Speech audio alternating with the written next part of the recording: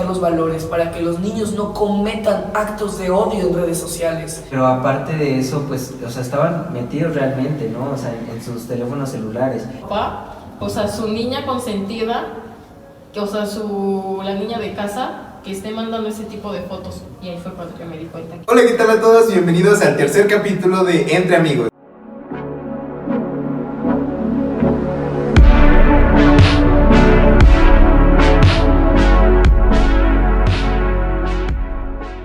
El día de hoy tocaremos un tema muy importante que tiene mucha resonancia en la actualidad, que es la violencia en las redes sociales. A manera de resumen, en el episodio anterior estuvimos hablando acerca de la violencia en las relaciones, es decir, aquella violencia que se ejerce sobre las parejas. Esta violencia tiene algunas características, ya que puede ser física, verbal, entre otras características. Vamos a dar el lugar a mi compañero Yair, quien va a iniciar con el episodio del día de hoy.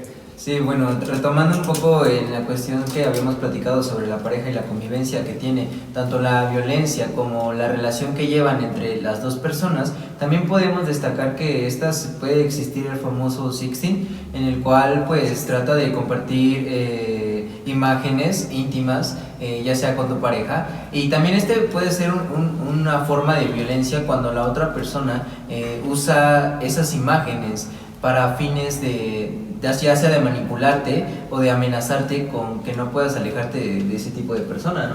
Pues sí, vemos varios tipos de violencia en las redes sociales y como lo decía ahora ahí, pues es más que nada porque ahorita toda la sociedad está al alcance de algún dispositivo móvil, ¿no? Entonces es peligroso y también es muy alarmante porque, pues como lo menciona, ese tipo de violencia que ahorita mencionó Yair, pues también creo que es uno de los más peligrosos, pero sobre todo hay como un cierto rango de edad, ¿no? Siento que es como entre los adolescentes, no sé, ¿qué será de los...? Obviamente 15, las personas adultas años, no están fuera de las estadísticas, o sea, claro, pero los pero casos más frecuentes las víctimas, por así decir, las víctimas son como en este rango de Adolescencia. de la adolescencia, incluso adultez temprana. hasta la adultez temprana, sí. Sí, bueno, de hecho siento que comienza como un juego o como algo X, sin importancia, porque por ejemplo, tú le compartes una foto íntima o algo a tu novio y es algo X, no lo dices, no, pues lo hice en el momento, o sea, me da igual, pero ya después vienen las consecuencias, que es cuando tu novio te empieza a amenazar, que si no haces tal cosa, va a compartir tu foto o así.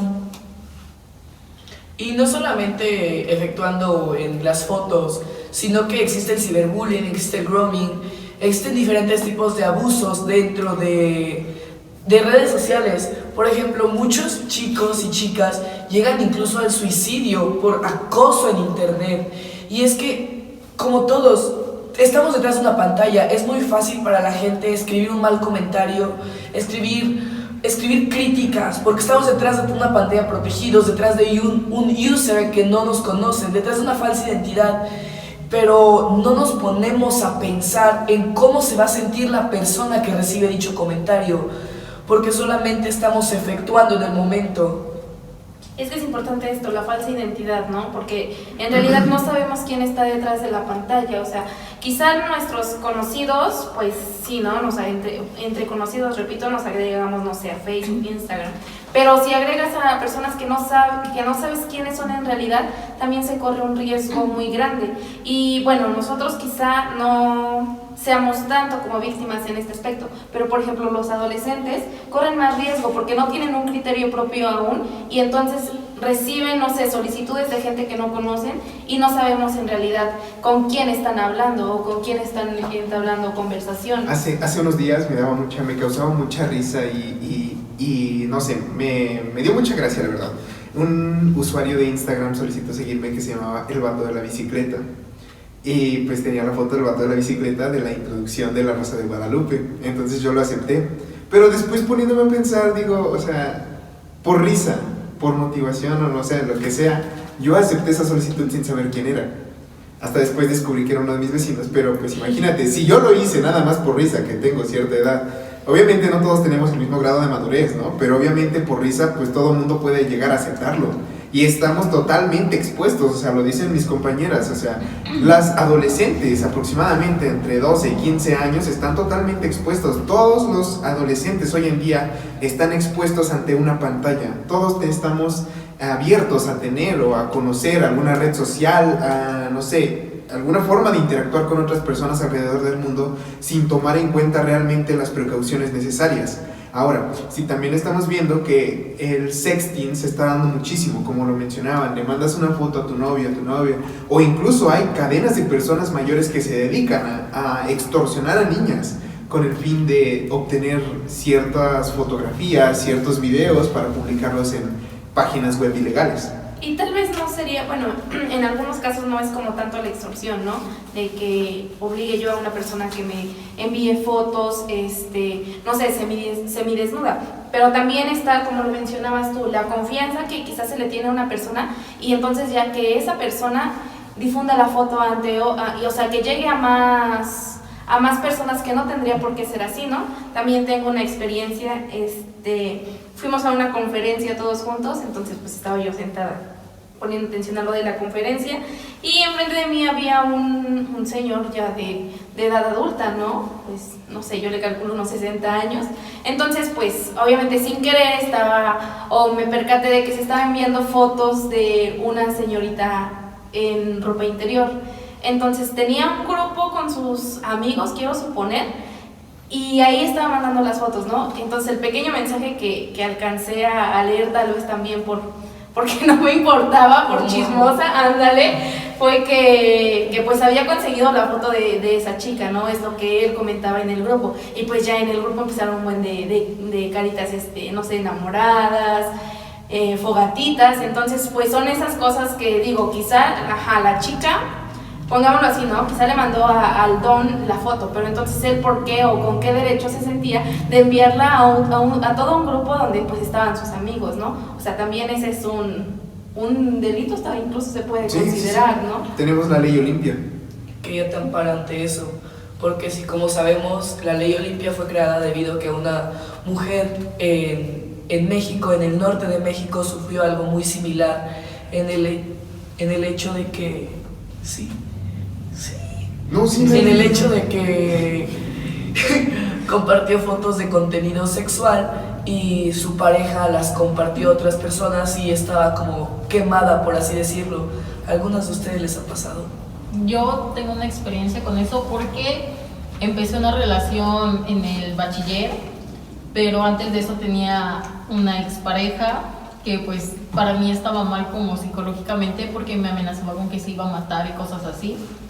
Pero entonces yo me compartía fotos con mi pareja en ese entonces, todo por mediante de Facebook, y mi expareja hackeó mi Facebook y subió todas mis fotos, o sea, pero no se veía mi cara, pero subió todas mis fotos y prácticamente pues todas las personas de mi Facebook vieron esas fotos. Me costó mucho trabajo dar de baja ese Facebook, pero pues en ese tiempo todavía no estaba la ley Olimpia y sí fue muy duro para mí pasar esa etapa. Sí, yo creo que para todas las edades. Igual pasó cuando yo iba en el bachiller, me enteré de algo que pasó en la secundaria. Igual de una chica que mandó como las fotos y así con un chico de ahí y pues él lo difundió como en grupos de WhatsApp que estaban en todas las escuelas y esto llegó pues a manos del director. El director lo único que hizo fue como pues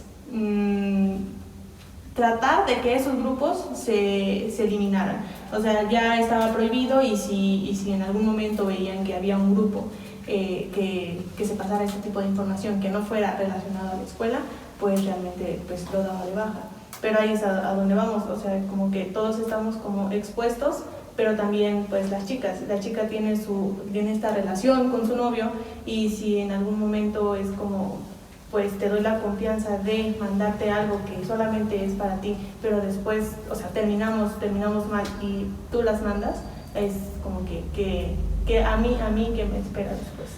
Por eso hay que tomar precauciones y hay que informar a las niñas de todo eso. Entonces, cuando sale la ley Olimpia sale como artículos para tomar precauciones para poder ejercer la ley Olimpia, porque a veces es tan difícil saber hasta cuántas personas llegó el contenido sexual, que por eso se supone que se les recomienda a las chicas si van a mandar fotos de contenido sexual, ponerles alguna marca de agua o hacerlo menos identificable tu cuerpo si es que tienes tatuajes o tienes algo así, para que no sea tan traumático para ti en el hecho de estar tratando de ejercer la ley Olimpia, porque también estamos en México y México es un país donde no se respetan las leyes, lamentablemente. Sí, y ahorita no es como que se lleve como muy a cabo eso y en el momento en el que haces como, por ejemplo, la ley Olimpia dice que cuando ella va a meter la denuncia, incluso las 3 denuncias que ella metió y que no le hicieron caso, ella se iba a suicidar. Sí. Y hasta en el momento en el que, bueno, pues ya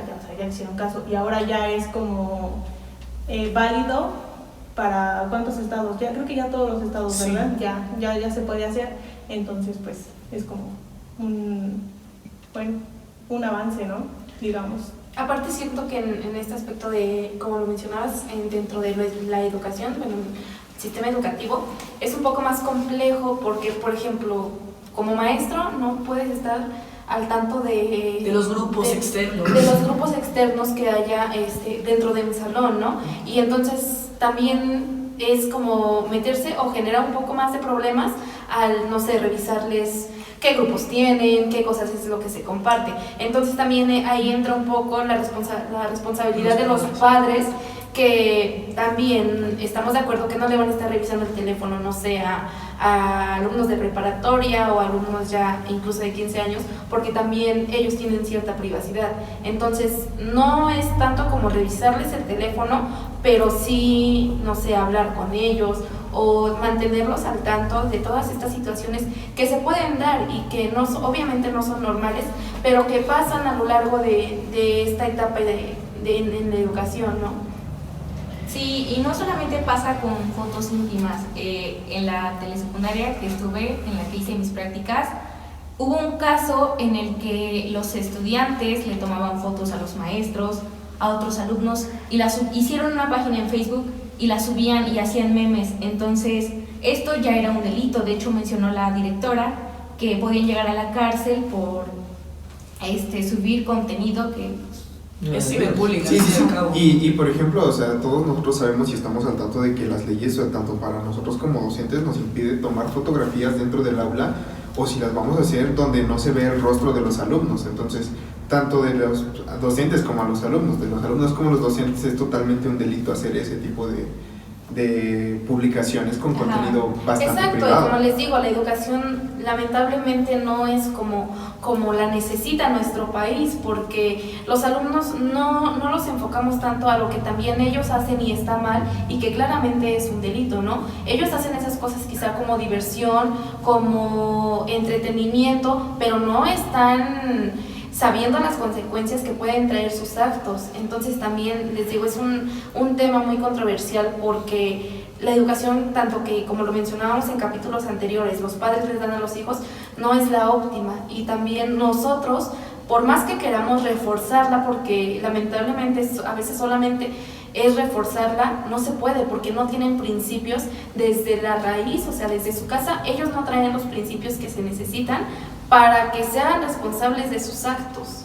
Claro, y también somos conscientes de que en la escuela, en el aspecto de la escuela, igual puede existir la parte de la ignorancia al pues asumir que los chicos a cierta edad ya tienen que tener cierto nivel de madurez, ciertos estándares. Exactamente, y que también ya deben de saber manejar redes sociales, ¿no? Cosa que pues no pasa en todos los casos, ¿no? O sea, existen alumnos que a lo mejor no han tenido la posibilidad de tener un teléfono celular, entonces no saben manipular las redes sociales, no saben cómo controlar este tipo de aspectos, y que también aparte no solo puede surgir el ciberacoso pues por parte de una persona, ¿no? Sino también por páginas o links que son pues obviamente para hackear tus datos de tu celular, y que solamente con dar un clic pues pueden robar todos tus datos que contienes, ¿no? Entonces es esa parte de ignorancia al pensar que por tener cierta edad los chicos ya saben manejar las redes sociales o la tecnología. Entonces también es parte de implementar ya sea que un taller o un, pues, ¿cómo se podría decir? Una plática de cómo poder utilizar correctamente las redes sociales, ¿no? Es que fíjate que también tiene mucho que ver ahí el contexto en el que Ajá. estén los alumnos, ¿no? Porque también, por ejemplo, en el municipio donde yo soy, pues también es que a los niños pequeños pues por lo regular no tienen teléfono, ¿no? Entonces se dio un tiempo el caso de que cuando los niños hasta eso fueron puros jóvenes, o sea, adolescentes de primero de la telesecundaria, empezaron a crear páginas en Instagram y en Facebook, y entonces lo que hacía era, manda la foto de quien quieras quemar, y empezaban a quemar así a varias niñas, ¿no?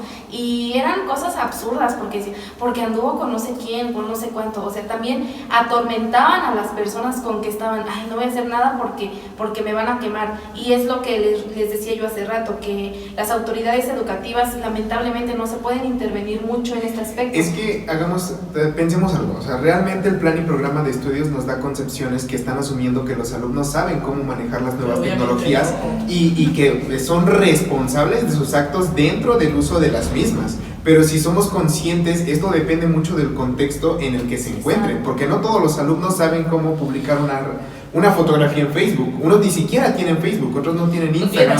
Exactamente, otros ni siquiera tienen acceso a internet. Entonces, esto se necesita como que fomentar un plan de acción desde primaria para empezar a reforzar conocimientos, y más ahora que las plataformas digitales se han introducido tanto en la educación. O sea, realmente a raíz de la pandemia hemos visto que el avance tecnológico dentro del modelo educativo, tanto del que se está aplicando como del que se tenía planeado aplicar, pues sí, está bien. Pero no estamos contemplando las habilidades socioemocionales de los alumnos dentro del uso de las redes sociales y dentro del uso de las diferentes plataformas y del contenido que están compartiendo.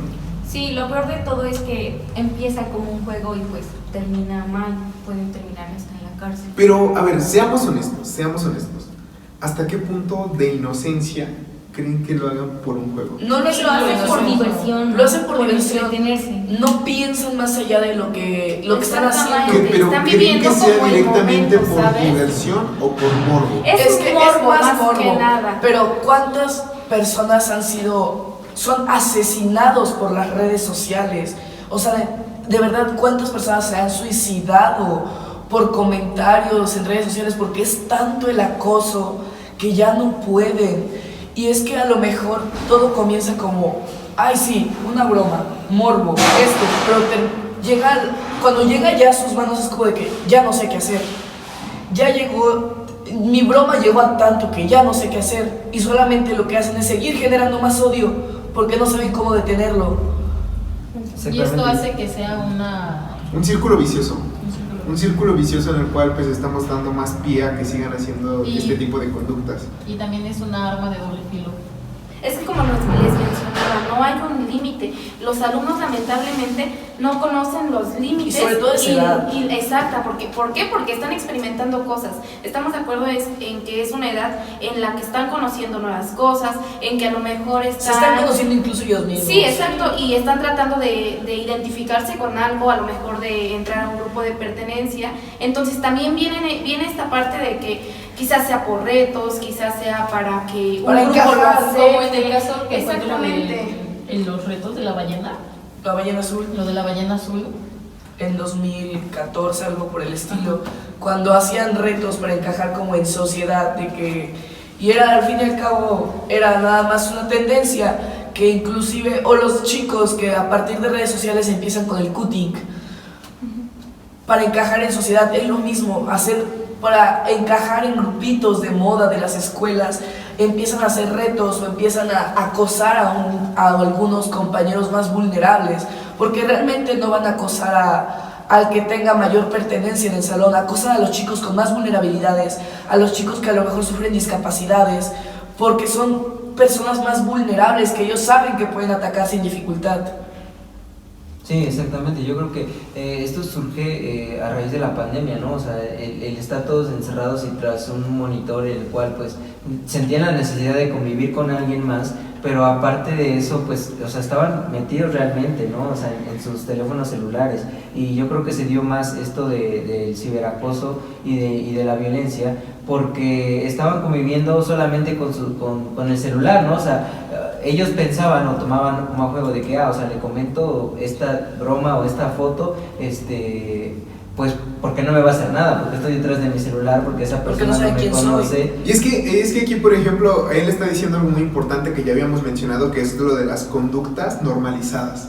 O sea, por ejemplo, está diciendo, yo tengo un amigo y con ese amigo me llevo muy pesado, le comento pesadamente en una acción inocente, en una acción inocente, le comento en su publicación y otra persona externa lo ve, a esa persona mi amigo le cae mal, entonces se agarra de ese comentario y ese comentario empieza a propagar odio y esta persona lo usa en contra de mi amigo, entonces se crea ahí una cadenita y eso es lo que va generando violencia.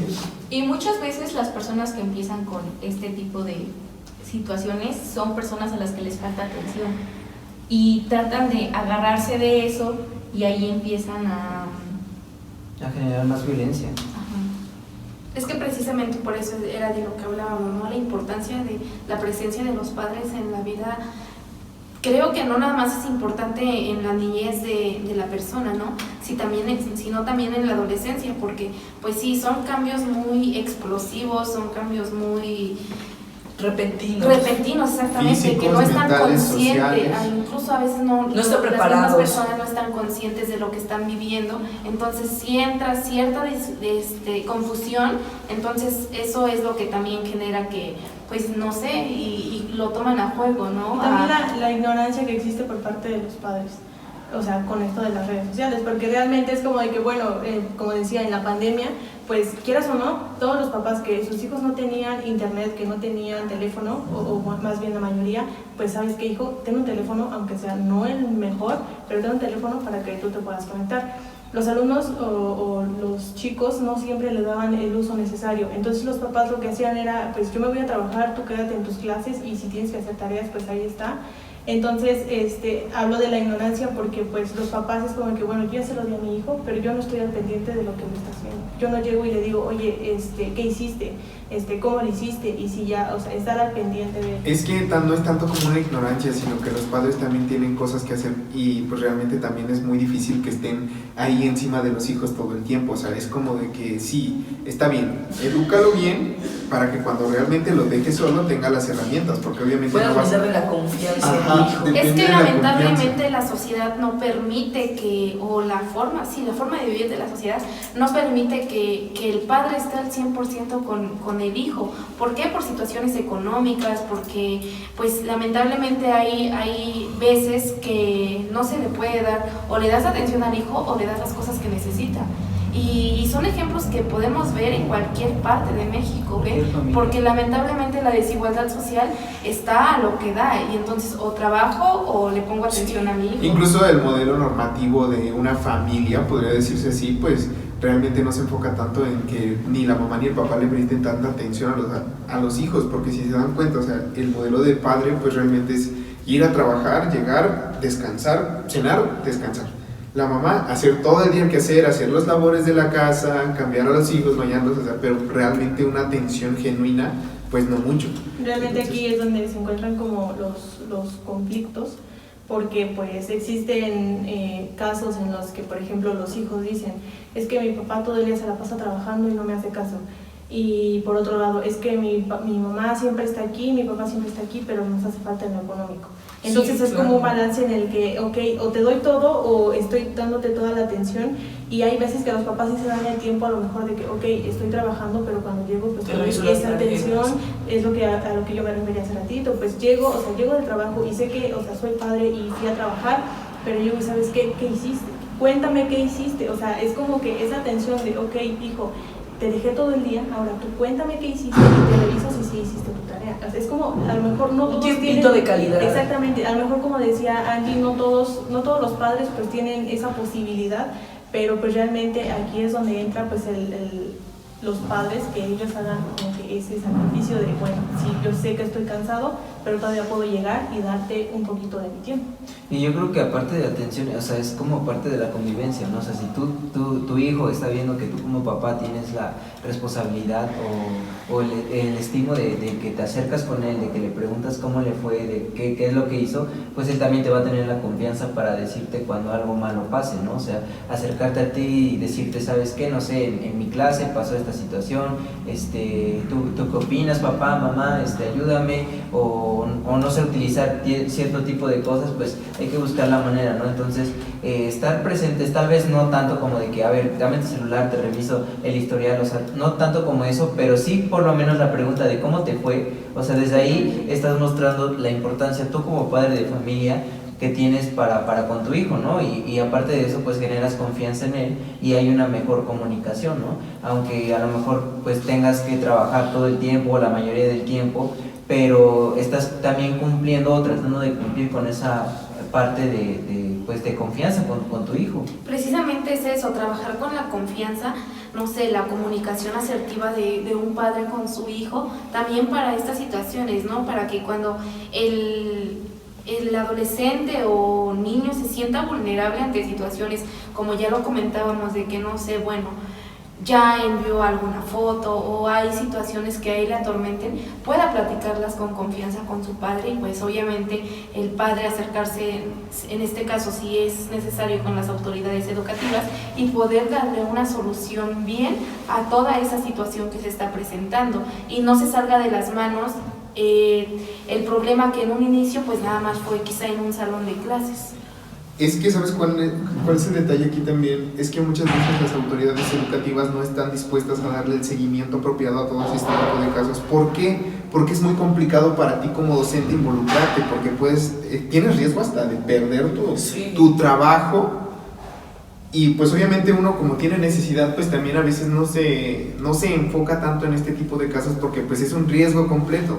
Entonces es que tendríamos que cambiar completamente una forma de pensar de una sociedad, de un gremio como lo es la docencia, entre otras cosas. Y es difícil, o sea, no digo que es complicado y que es imposible, pero debemos empezar haciendo una transformación, o sea, realmente haciéndola. Debemos enfocarnos en darle la atención adecuada a este tipo de casos y en fomentar una cultura de paz y que sepa utilizar las redes sociales. Sí, yo como maestro tal vez te puedo decir que no me utilices tus redes sociales en el salón, dentro del aula de clases, porque en tu dispositivo puedes usar porque te distraes, pero puedo dejarte una tarea que sea concientizar por medio de las redes sociales o hacer una tarea en la que tú ocupes las redes sociales como medio de motivación, pero también en el que tú aprendas a usar y a identificar qué tipos de contenidos puedes publicar y no en tus redes sociales.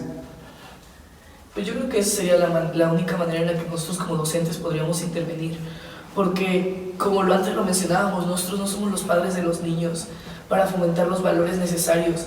Nosotros a lo mejor podemos enseñarles el uso de redes sociales, podemos fomentar talleres, podemos fomentar conferencias en el que expliquemos los usos y los peligros de las redes sociales y cómo prevenir todo el ciberbullying, qué hacer en caso de tales cosas.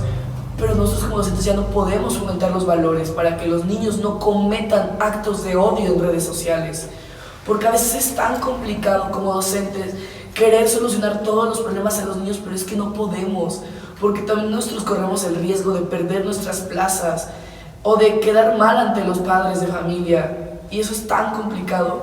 ¿O qué otras acciones podríamos hacer para adentrarnos y prevenir sobre todo el acoso en redes sociales? Es que es demasiado complicado porque también nosotros como docentes no podemos estar encima de los alumnos todo el tiempo checando sus redes sociales. ¿Por qué? Porque no debemos tampoco. Es meternos tanto en la privacidad de los alumnos como ellos se pueden meter en nuestra privacidad.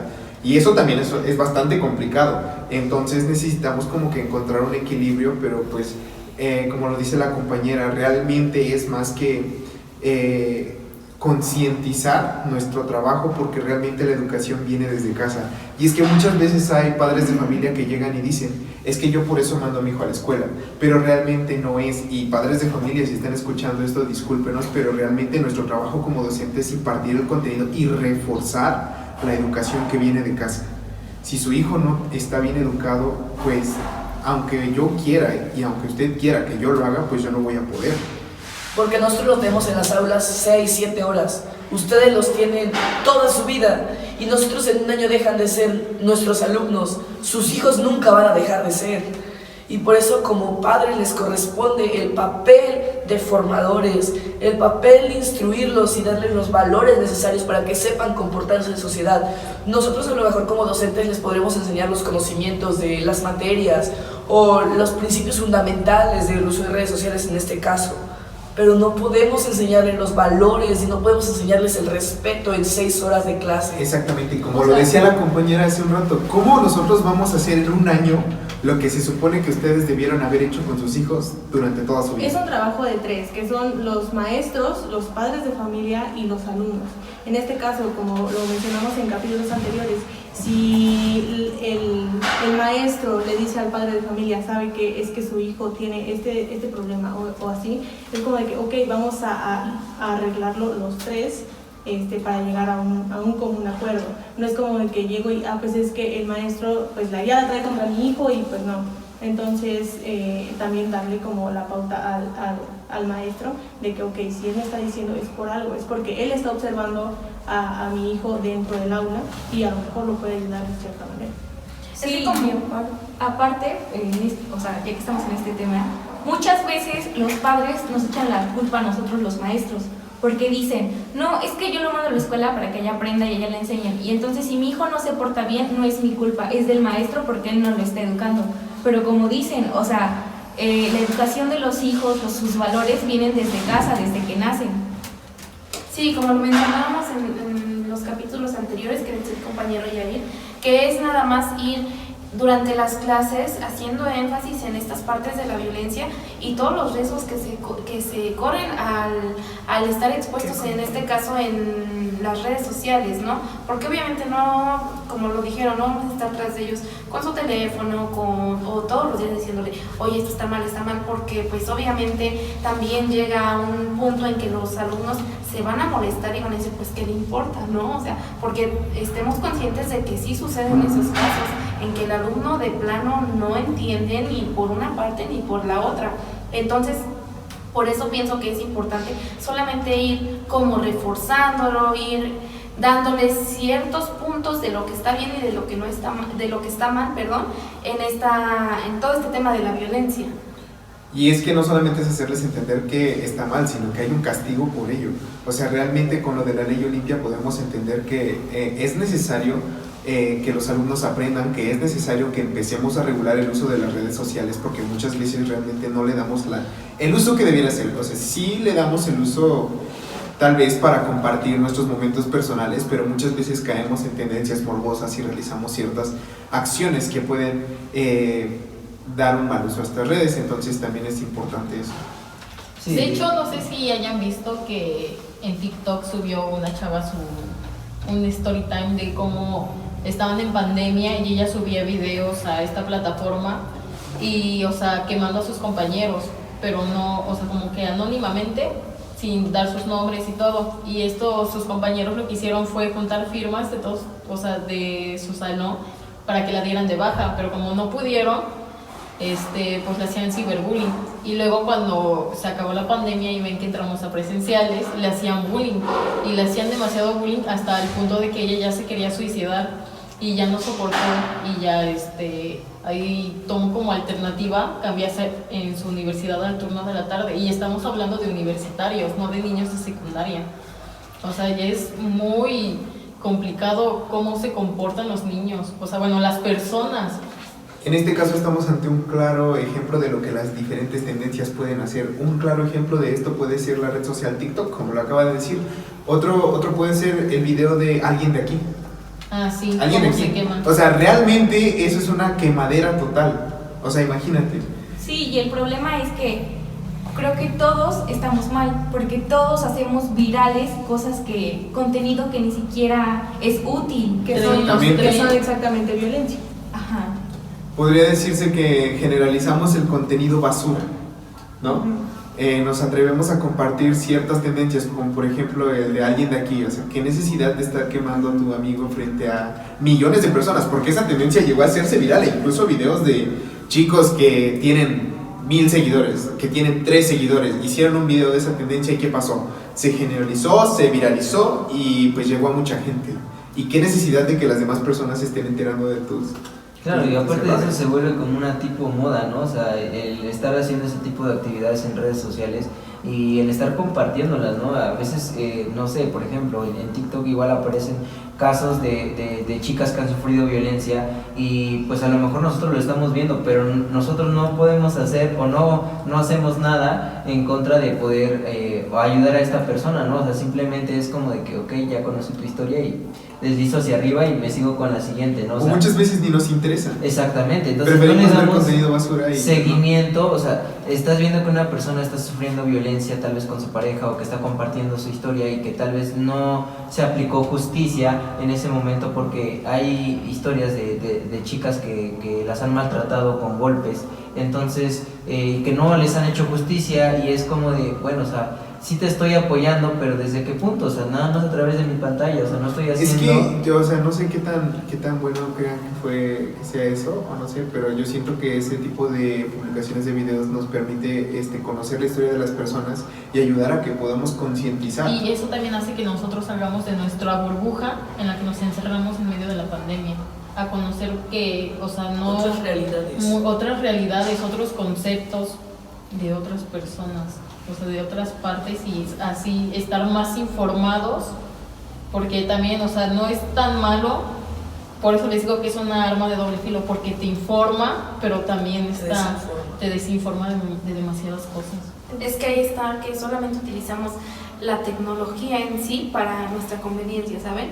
No realmente, ¿quién en realidad, no sé, se pone a buscar cosas de ciencia? O sea, quizás sí lo hacemos, pero del 100% de todas nuestras actividades, el 60% se basa en entretenimiento, en estar viendo, no sé, TikTok, que ahorita es la que más está de moda, no sé, estar en Facebook, en Instagram, pero ¿qué hacemos en Facebook? Facebook también estamos de acuerdo que sirve para informar mucho, ¿no? Y hay páginas que, por ejemplo, de nosotros sobre docencia, o sea, hay infinidad de cosas dentro de internet, pero realmente ¿qué uso le damos? Entonces está esta controversia también, que por eso también se presentan estos casos, incluso hasta en universitarios, ¿no? Porque el uso que le damos no es el correcto. Sí, porque en vez de compartir información que nos sea útil a todos, compartimos un meme. Y es que seamos sinceros, ¿quién no lo ha hecho? Sí, Todos lo hacemos. Y yo creo que tocando el tema de la ley Olimpia es claro ejemplo de que cuando un grupo de personas se une por una buena causa, pues está viendo que está sufriendo por cierto coincidencia de tipos de casos de violencia, hace que tanto nuestros líderes que son como la autoridad hagan cambiar y hagan justicia, ¿no? O sea, ¿qué es lo que se hizo? Se creó una nueva ley para poder prohibir este tipo de violencia por medio de internet, ¿no? Entonces es el claro ejemplo de que si hacemos uso y conciencia de los problemas que realmente están pasando en nuestra sociedad, pues podemos erradicar un poquito menos la violencia, ¿no? Porque no es como que con esta ley impidamos que sigan sucediendo estos casos, porque realmente sigue sucediendo y yo creo que mucho, pero relativamente estamos apoyando a una causa ya más allá de solo verlo detrás de nuestro celular o solo de poner un comentario de apoyo a la persona, que sabemos que no solo con nuestras palabras la vamos a hacer sentir bien, ¿no? Y es que no hablemos solamente del daño social que te hace, por ejemplo, algo muy importante y que debemos de tener mucho en mente es el daño psicológico. O sea, estamos hablando de que hay personas que han llegado al suicidio, ¿no? Y creo que en los últimos minutos nos hemos enfocado mucho en la parte social, ¿no? Pero ¿qué es lo que piensa una víctima de violencia cibernética? ¿Podría decirse? Cibernética. ¿Qué es lo que ustedes creen que pasa por la cabeza de una persona que ha sufrido este tipo de violencia? Es que en cierto punto siento yo, lo que opino es que hay un cierto rechazo, ¿no? Al llegar a un punto de que, poniendo como ejemplo que se viralice alguna foto íntima, entonces sí es como cierto, pues, que la gente te señale, la sociedad te señale, y eso genera un rechazo, ¿no? E incluso puede bajar hasta tu autoestima, y como lo mencionaba hace rato la compañera, hay personas que llegan al suicidio por eso, ¿no? Porque sienten el rechazo de la sociedad, porque se sienten ya intimidadas de cierta forma, entonces pues ya no le encuentran el sentido a seguir en una sociedad donde no eres aceptada por alguna acción que hiciste. Pero ya muy aparte de la sociedad, cuando se sienten rechazados por su propia familia. cuando más Me gustaría han de que la caer. compañera nos compartiera parte de su experiencia, porque o sea, me contaste que fuiste parte de esto y nos diste como que la parte social de todo esto. Pero en ti, ¿qué pasaba por tu mente? ¿Qué pasaba por tus Pues sentimientos en yo esta? me sentía mal porque decía, ¿cómo mis papás van a ver esas fotos? O sea, mis primos, porque los tenía agregados en Facebook. Y aún así, o sea, los consejos que me dieron ahí en ese tiempo, mis amistades me decían, es que di que no eres tú o no se te ve la cara. Y yo decía, es que no soy yo, es que no soy yo. Y yo me quería creer eso, pero sabía que era yo. Y decía, es que ¿cómo le voy a mentir a mi mamá diciéndole, no soy yo? Sabiendo que sí fui yo, o sea, que soy yo la de las fotos. Pero pues yo ya después de varios años, de casi 4 o 5 años, o sea, creo que entiendo que no fue culpa mía, sino porque no fue mi pareja de ese entonces quien compartió las fotos, sino fue mi expareja, porque pues igual él me mandaba mensajes y me decía, no, pues como que me estaba intentando manipular para dejar a mi pareja de ese entonces, porque me decía, no, es que fue él, porque conocía a mis papás, mi expareja, y me decían, ¿qué va a pensar tu papá? O sea, su niña consentida, o sea, la niña de casa, que esté mandando ese tipo de fotos. Y ahí fue cuando yo me di cuenta que era mi expareja la que hizo todo eso. Claro, y yo Sí, creo porque que... te conocen, Sí, saben cómo manipularte. Saben qué duele. ¿Dónde Y- te y Y duele? aquí aparte de también eso- entra la violencia en el noviazgo, ¿no? O sea, Claro. como antes ya lo habíamos dicho. Y parte de eso se habla en la ley Olimpia, porque recordemos que si la persona afectada tenía un vínculo emocional con la persona que fue quien realizó este acto, pues hay un castigo mayor. ¿Por qué? Porque se está abusando de la confianza que se tenía dentro de la relación, lo cual hace que esto sea aún más grave. Y es que también a veces la persona que es la agresora no está consciente de, en este caso, por ejemplo, si se denuncia, de las consecuencias que tiene esa denuncia, ¿no? Sabemos que son consecuencias económicas y también que pueden ir a la cárcel, ¿no? Y también esto, bueno, varía dependiendo del estado en el que se esté viviendo, ¿no? Pero las condenas en cárcel son desde los 6 años hasta los 10 años, dependiendo la gravedad de la situación que se vivió en ese entonces, ¿no? Y también la cantidad de dinero, pues no es una cantidad pequeña, también son cantidades muy grandes que pues no se está consciente cuando se está cometiendo como este delito. Sí, también hablando por parte de cómo se sienten las víctimas, pues a lo mejor pues no todos los que estamos aquí hemos como sentido eso o nos haya pasado algo así, pero pues claramente a lo mejor sabemos de alguien que le haya pasado y por ejemplo en el momento en el que se publican las fotos para pues todos los externos, también pasa que todos, pues sí, obviamente te señalan y así. Y entonces las personas, en específico los hombres mayores, se sienten con el derecho de a lo mejor opinar sobre tu cuerpo, opinar sobre ti, por el hecho de, pues es que si tú mandaste esa foto es porque quieres, ven, o sea, o no sé, o sea, en la calle o incluso pues en la región o en el lugar en donde vives, de que dicen, pues sí, fuiste tú y así, entonces pues se creen con el derecho, que tienen el derecho de juzgarte y de decir, pues sí, entonces si a ti te gusta, pero pues realmente no es así, ¿no? Entonces ahí es donde pues como que todo esto Es donde va empieza llevándolas. el feminismo, porque mi ropa no es una invitación a que tú tengas derecho a faltarme al respeto. Y aquí también estamos hablando de una clara falta de empatía. Entonces también estamos hablando de que también vivimos en una sociedad carente de valores necesarios para la convivencia sana.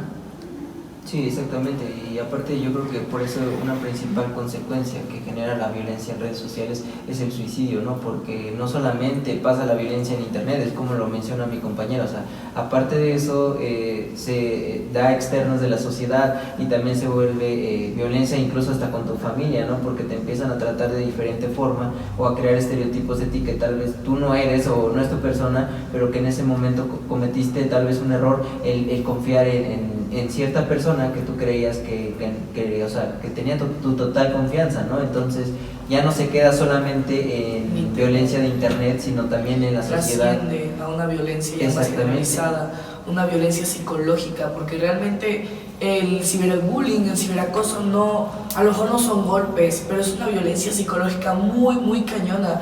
Porque, por ejemplo, yo tuve mi mejor amiga en secundaria, ella llegó a autolesionarse y a deprimirse 4 años y está en un tratamiento de antidepresivos 5 años por el hecho de que sufría acoso en su escuela, porque fotos íntimas se compartieron, porque ya no la bajaban de puta, no la bajaban de estereotipos horribles.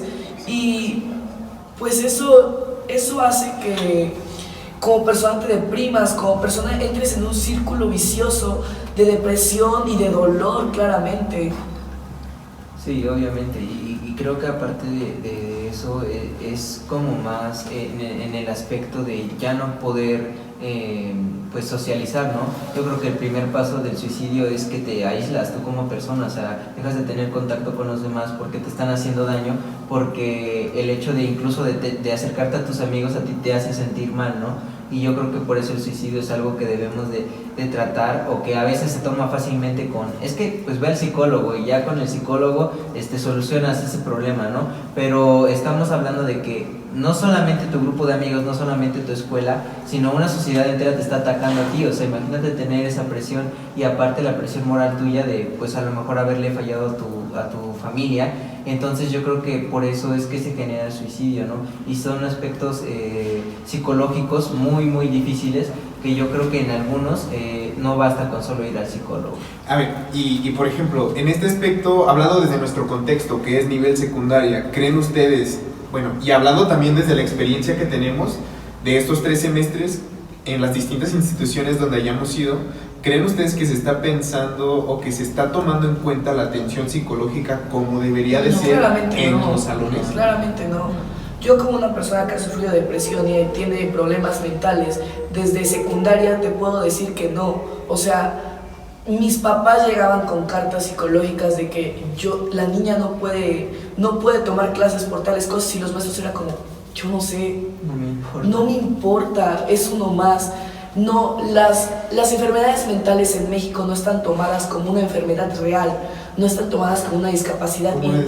Como una discapacidad, y realmente lo son, porque yo como una persona con depresión te puedo decir que es inhabilitante cuando te da un ataque, cuando realmente no puedes pararte de tu cama y no te quieres ni parar a bañarte, menos vas a querer pararte a ir a la escuela. Pararte a comer, o sea, no te dan ganas ni de pararte a ir al baño, no te dan ganas ni de tomar agua, no te va a dar ganas claramente ir a la escuela. Y es lo que algunos maestros no entienden y que la educación aún no ha entendido, y no se han tomado las cartas necesarias sobre la salud mental en las escuelas, y no se han tomado las cartas necesarias sobre los chicos que sufren bullying, y además de que sufren bullying, sufren enfermedades mentales. Imagínate que sería para una persona con ansiedad que todavía reciba un bullying externo. O sea, es claramente súper perjudicial. Y en este aspecto, ¿qué hay de la educación inclusiva que se supone que estamos manejando dentro de los salones? ¿Crees que realmente es inclusiva? No. Es que mira, el sistema educativo engloba a todos, ¿no? El sistema educativo piensa que todos los alumnos son iguales, cuando sabemos que no es cierto. Entonces también entra una controversia porque no podemos juntar alumnos que trabajan como normalmente un niño lo haría con un alumno que tiene discapacidades. Entonces también hay cierta controversia. O sea, como decía mi compañera, ¿cómo vas a contar a alguien que quizá padece de ansiedad en un ambiente que le atormente a ella? Entonces sí hay cierta controversia y también puede generar cierta violencia. Y no podemos controlar a grupos que son de 50 alumnos y tenemos 6 niños especiales. Exactamente. Es extremadamente difícil. En el caso de tu alumno con autismo, me imagino que era sumamente difícil controlarlo dentro de un ambiente de 30 alumnos. De normatividad, por así decirlo. O sea, era un niño con autismo, un niño que no sabía leer ni escribir, un niño con TDAH. Es extremadamente difícil controlar a 3 niños con necesidades especiales a un grupo de normatividad, porque como docente nos toca hacer 2 planeaciones diferentes, nos toca tomarnos un tiempo extra de todo eso, y aún así nos da el tiempo, no nos da la vida para atender tantos niños en un salón. Exactamente. Es importante que también nosotros como docentes tengamos las habilidades para adaptar a este tipo de alumnos dentro del salón, pero también como padres de familia ustedes deben entender que no siempre tenemos la oportunidad de hacerlo. ¿Por qué? Porque estamos dentro de un contexto, o sea, que son 30 alumnos dentro de un aula, no puedes enfocarte en un solo alumno y dejar a todos porque realmente se hace un caos. O sea, y no es tan complicado como puedo decirlo. no es tan complicado mantener el orden, pero también debemos entender que no estamos en todo, no tenemos ojos en la espalda, no tenemos ojos en la nuca, ¿no? Entonces es como que complicado. Y estamos de acuerdo que pues los que vamos a empezar como a fomentar esto somos esta generación de docentes en formación, porque realmente los docentes que están ahorita frente al grupo no tienen esa capacidad de ellos pues darles esa atención, y sí, como dices, a lo mejor no es posible pues darles a cada uno de ellos, pero todavía hay mucho machismo por parte de los docentes que ahorita están pues frente al grupo. Es que igual regresando al tema inicial de lo que estábamos empezando este episodio, que es la violencia en las redes sociales, pues como lo dice ella, quizá lamentablemente los docentes que mayores no pueden como todavía dar esa educación plena a los alumnos, ¿no? Entonces pues es un papel importante que nos toca a nosotros. Sí, exactamente, como estamos hablando, o sea, el plan y programa de estudios 2018 sí se enfoca en las habilidades socioemocionales. Tal vez las preparaciones de generaciones anteriores no estaba tan enfocada en eso porque no era tan normal, ¿no? Entonces ahora este plan 2018 busca mucho empatizar, o la relación buena, la confianza entre el alumno y el docente, con el fin de que él pueda desarrollar plenamente sus habilidades socioemocionales, ¿no? Y también está manejando esta parte de lo tecnológico, ¿no? Que el alumno sepa manejar todas. Y más en el nivel que estamos y en el sistema educativo que es la telesecundaria. Sí, pero bueno, desde mi punto de vista, compartiendo una experiencia, no he tenido la oportunidad de tener alumnos con discapacidades especiales, pero sí la capacidad de ver a una docente que ha estado frente a un grupo 2 años y que pues habla como normatividad su grupo, cuando realmente pues aunque los niños no tienen ninguna discapacidad, pues ella no sabe o no conoce si el niño que no trabaja está sufriendo violencia y por eso no está trabajando en el salón de clases, ¿no? Se presentó el caso de que yo tuve la oportunidad de dar clase durante toda la semana, y había un chico el cual pues al frente con la maestra siempre se comportaba pues agresivo, la insultaba de cierta forma, no con groserías, pero sí con palabras fuertes o contestándole de mal manera. Y la maestra siempre lo catalogaba como el hecho de que es mal educado, es que siempre ha sido así, es que no puede. Y la semana que yo me quedé frente al grupo y que estuve con la oportunidad de él, o sea, me acerqué a él y le pregunté, ¿no? O sea, ¿realmente quieres estudiar? Y me sorprendió porque me dijo, sí, yo quiero ser ingeniero, pero no tengo la capacidad, o no he descubierto mi capacidad para ponerle la atención completa a las clases. Y yo me acerqué a él y le pregunté, y me decía, es que tengo a mi mamá en casa enferma, entonces tengo que preocuparme porque ella solita pueda tomarse su medicamento y no puedo concentrarme a las clases. Y yo le decía, entonces, ¿cómo es que te comportas de cierta forma mal frente a la docente? Y me decía, es que ella siempre me ha catalogado con que yo no puedo incluirme con los demás porque soy grosero o porque tengo cierto tipo de actitudes, ¿no? Entonces lo que yo tomé fue como una parte de motivación al decirle, oye, si puedes hacerlo, mira, pasa al pizarrón de clases, lo hacemos juntos, yo te voy apoyando, en matemáticas pues te voy diciendo cómo se hace cada proceso de cada ejercicio. Y me di cuenta que realmente ese niño era el que más sabía de matemáticas, de verdad. O sea, hacía sus cálculos mentalmente y yo decía, ¿cómo es que una docente teniéndolo 2 años no se ha dado cuenta de la capacidad que tiene para desarrollar las matemáticas, ¿no? A lo mejor tal vez, pues no con todas las materias, pero con las matemáticas era como de que yo le decía una cuenta y ya me tenía el resultado mentalmente, ¿no? O incluso en ecuaciones era el primero en que terminaba. Entonces es este tipo de no solamente enfocarse con la normatividad de tu grupo, sino conocer más allá, ¿no? O sea, de que si el niño que tal vez a lo mejor casi no habla en el salón de clases, pues preguntarle o acercarte a él por qué no lo hace, ¿no? O sea, no estás consciente de lo que está pasando, a lo mejor está pasando violencia familiar y eso es lo que está causando ciertas actitudes en el salón de clases, ¿no? Entonces yo creo que aparte de enfocarnos solamente a lo mejor en alumnos con discapacidades especiales, sino también acercarnos a los alumnos que a lo mejor presentan normatividad, pero que realmente no muestran un desempeño bueno en clase. Y es que esto todo es parte de la inclusión que debe de existir dentro del aula, ¿no? Bueno, pues vamos a dar tiempo a que una de mis compañeras dé una última conclusión antes de cerrar este episodio. Angélica. Pues como ya lo hablamos, creo que nos salimos un poquito del tema inicial, pero pues Todo va relacionado. Todo va relacionado. relaciona a la violencia y a la importancia que en este caso se le tiene que poner al adolescente y pues nosotros como docentes al alumno. Exactamente, la educación no es un trabajo solamente de los maestros ni del sistema educativo, sino es padres de familia, alumnos, docentes, sistema educativo, sociedad, cultura, entre muchísimas otras cosas que influyen en todo este proceso de enseñanza-aprendizaje. La violencia es una realidad hoy en día y la violencia digital lo es más aún y está latente a seguir aumentando siempre y cuando nosotros no pongamos la atención adecuada. Padres de familia, se les hace la atenta invitación para que podamos educar a nuestros alumnos en una cultura donde aprendamos a utilizar las redes sociales, las plataformas digitales y el internet de la mejor manera. Esto con el fin de evitar más crisis globales y evitar que perjudiquemos a demás personas o que se nos perjudique a nosotros. Gracias.